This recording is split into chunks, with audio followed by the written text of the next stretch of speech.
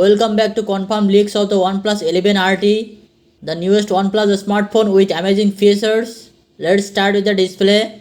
The OnePlus 11 RT is coming with a 6.74-inch 1.5K OLED display with 120Hz refresh rate and HDR10 Plus support. The display has in-display fingerprint sensor with Corning Gorilla Glass 5 protection. Camera. The OnePlus 11 RT is coming with a triple camera setup on the back with a 50 megapixel main voice camera, a 8 megapixel ultra wide camera and a 2 megapixel macro sensor. In the front there is a 16 megapixel selfie camera which takes great selfies and video calls. Processor, RAM and storage.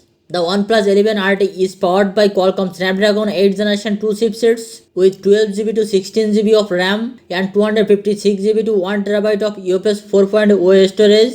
Battery. The OnePlus 11 RT is coming with 5000 mAh battery with 150 watt fast charging. Release time mid-September. I hope you found this review useful. If you think this video is useful, then please subscribe our Tech Garden channel and hit the like button. Thank you so much. See you in the next video.